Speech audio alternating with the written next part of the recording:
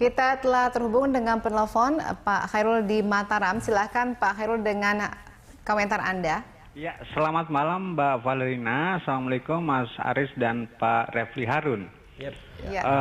Saya mau sampaikan kepada Mas Aris, memang susah untuk dilepaskan ketika seseorang yang punya tugas, punya posisi, punya jabatan apa, yang tidak bisa dilepas oleh, artinya masyarakat melihat, wah ini kan anggota ini, ketua ini. Jadi harapan saya atau titipan saya sebagai sebuah amanat, janganlah teman-teman bapak-bapak senator itu berlomba-lomba untuk mendukung Pak IG. Ini sebuah musibah yang sedang berproses secara hukum untuk diperiksa secara hukum. Tadi pagi saya kebetulan mengajar pendidikan KWN. Dengan semangatnya mahasiswa nanya, Pak kenapa bisa sekelas Pak IG kok melakukan korupsi atau melakukan sesuatu yang hanya 100 juta? Ini pandangan mahasiswa. Saya jawab, manusia itu kan mampu menyembunyikan banyak hal. Tapi kalau Tuhan sudah buka dan Tuhan sudah murka, tidak ada yang tidak jalan terbuka itu. Nah, bagaimana caranya Pak? Saya bilang kita kembali kepada norma-norma yang ada kita kembali pegang. Ke norma-norma. Apalagi pejabat, ini kan sudah disumpah Mbak. Iya betul. Tidak akan menerima. Iya, kita tangkap maksudnya Pak. Kami harus berbagi dengan penelpon berikutnya, yaitu Pak Iwan di NTB di Padang, Sumatera Barat. Silahkan Pak Iwan. Ini ada kaitan dengan Sumatera Barat. Selamat malam. Saya Iwan dari Padang. Saya Mbak sebagai orang Padang sangat kecewa sekali dengan atas perbuatan dari saudara Irman Gusman ini. Untuk Mbak ketahui, saya adalah orang yang ikut memilih beliau sebagai anggota DPD. Dan saya tidak kenal dengan beliau, walaupun saya orang Padang.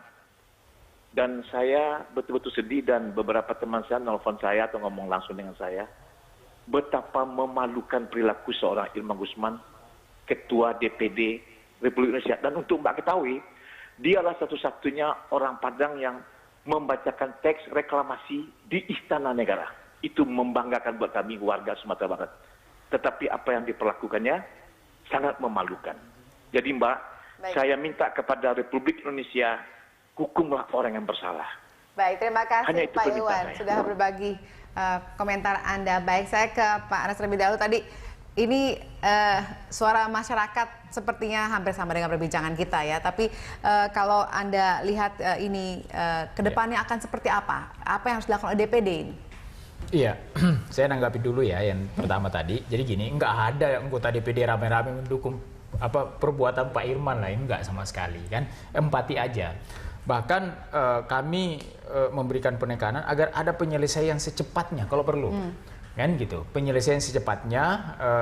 Tadi pun saya ngobrol dengan pengacaranya Pak Irman ya. Saya bahkan sampaikan, tolong dong kalau bisa jangan masuk di ruang paripurna, kan gitu. Ini cukup mengganggu psikologi saya secara pribadi, saya menyampaikan tadi. Nah, sehingga sekali lagi kami komitmen untuk gerakan anti korupsi ya. Kalau di DPD penegakan hukum juga kita komitmen.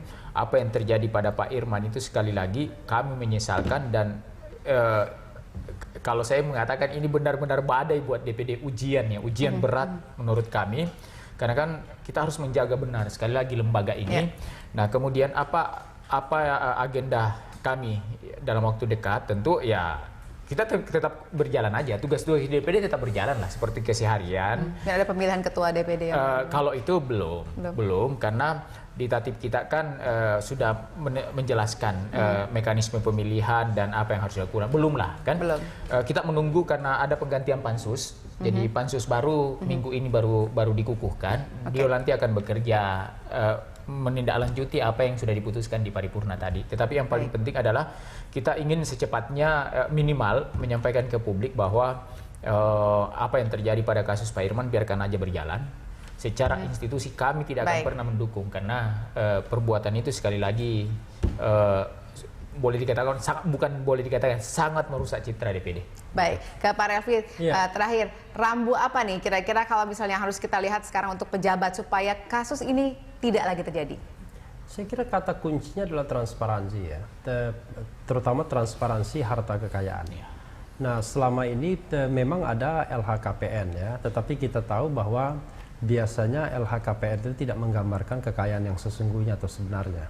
Jadi kalau Pak Irman kekayaannya dilaporkan 31 miliar misalnya, kemudian harta tak bergeraknya 6 miliar, saya meragukan itu sesungguhnya. Karena untuk sekelas Pak Irman, mungkin rumah di Jakarta ini dan di Padang itu harganya pasti sudah lebih dari 6 miliar. Ya, tetapi kan karena yang dilaporkan NJOP, bisa jadi maka hartanya barangkali 2 kali atau 3 kali lipat dari itu. Nah, dan saya kira memang pelaporan ini harus berkala dan harus ada punishment yang jelas bagi pejabat-pejabat publik yang tidak melaporkan hartanya dalam secara berkala tersebut.